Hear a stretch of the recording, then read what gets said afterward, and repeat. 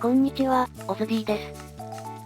今回はサンゴ無限製造機の作り方のご紹介です。作成に必要な素材一覧はこちらです。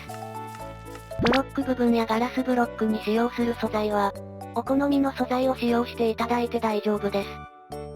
バイオームに関係なく水が使える場所なら、どこでも作成が可能なので、拠点などに作れます。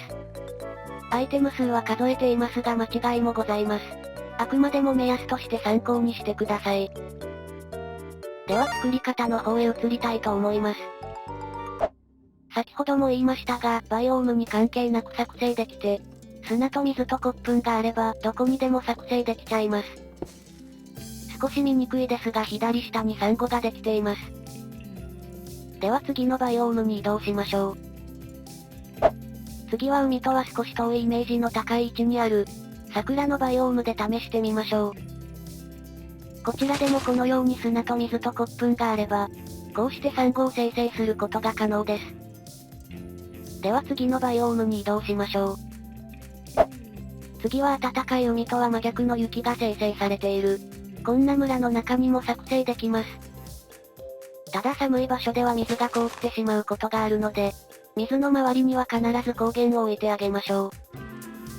その他のバイオームでも大丈夫なので、ここからは装置の作成に移ります。今回の装置は縦横 6×5 の範囲で作成します。まず最初に1マス穴を掘って、口が上向きになるよう、ディスペンサーを1つ設置しておきます。ディスペンサーの手前を2マス掘って、しゃがみながらホッパーを2つ設置します。ディスペンサーの左斜め後ろから左に2マスと、手前に1マスで L 字になるよう掘っておきます。最後に掘った穴から1マス開けた、この箇所も1マス掘っておきます。今掘った穴の側面にトーチを1つ設置します。穴の間のブロックの上にこの向きで、リピーターを1つ設置しましょう。残りの穴にはレッドストーンダストを設置しておきます。リピーターの前後にそれぞれブロックを設置します。トーチ上のブロックの正面側にレバーを設置し、レバーを下げて点滅を停止しておきます。正面側にラージチェストを2つ設置しておきます。背面から見て一番左のチェストに、しゃがみながらホッパーを設置します。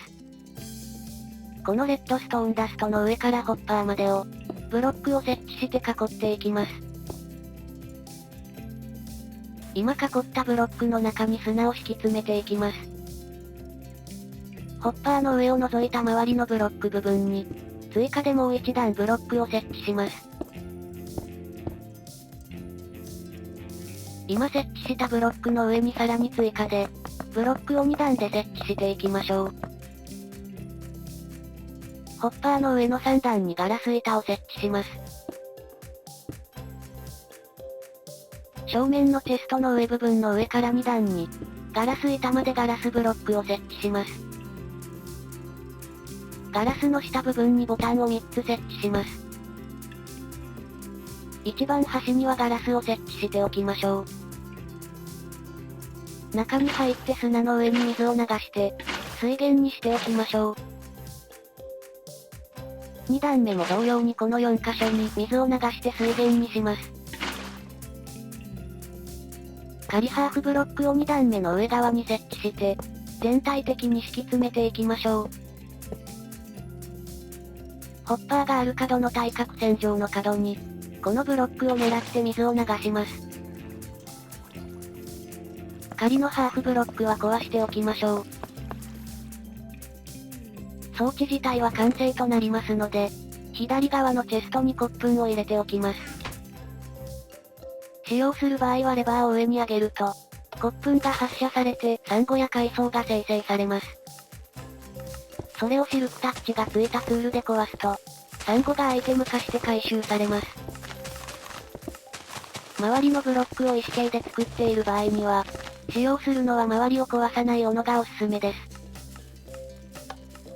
こんな感じで回収できていないサンゴは、近づいて自分で回収してあげてください。また周りのブロックを木材系で作っている場合は、斧ではなくてツルハシの方がおすすめです。